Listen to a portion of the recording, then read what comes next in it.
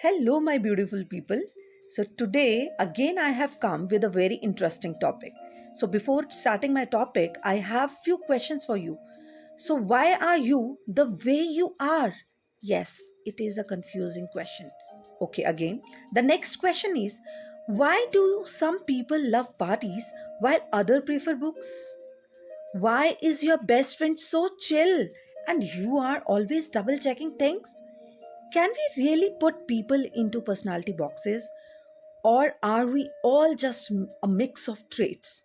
So, in order to clarify this confusion, today's our topic is type versus trait approach to personality. And this is the topic to understand your personality that is made up of type as well as trait approach.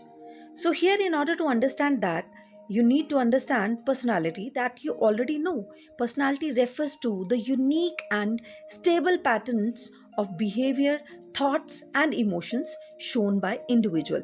And now we will talk about type approach and trait approach, how they are contributing to our personality. So, type approach, it is a bigger, broader pattern of the type of personality you are having.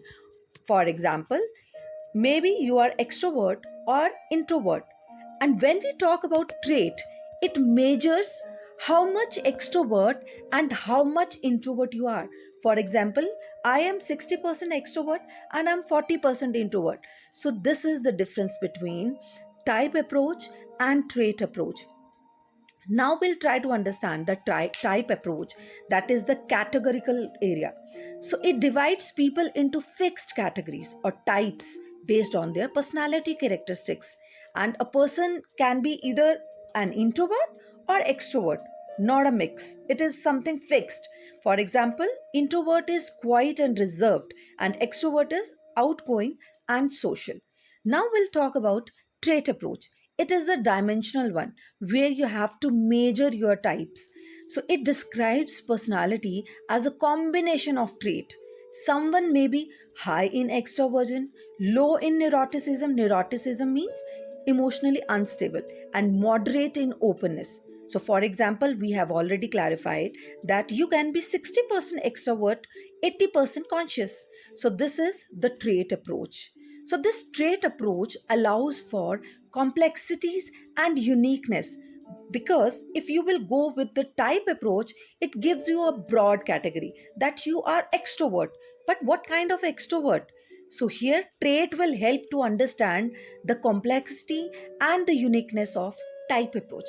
People are described by the combinations of traits and recognize that each person is unique based on the trait profile. For example, person A, high in openness, low in agreeableness, and medium in consciousness. That mix gives them a unique personality.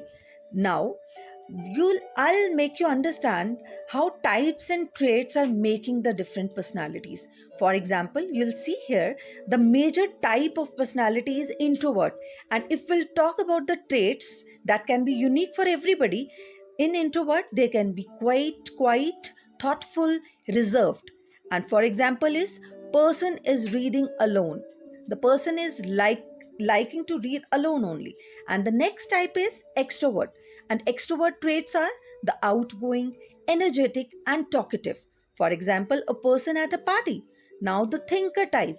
So, for example, the traits are logical, analytical, and objective. And the examples are the engineer and the scientist. Now, the last type is the feeler type. And feeler type of personality, the traits are having empathetic, sensitive, and warm. And the examples are counselors or nurse. Now we'll talk about the example which will help us in understanding type as well as trait approach. So there is a girl, Ria, who's a college student, and we'll talk about her type and trait approach of personalities. So here her major type is she is introvert, so which includes quiet, caring, and organized. So how much organized, how much caring, and how much quiet, these are the trait, like which is measuring on the scale. Like in extroversion she is having 30%, so consciousness is 85, which means very organized.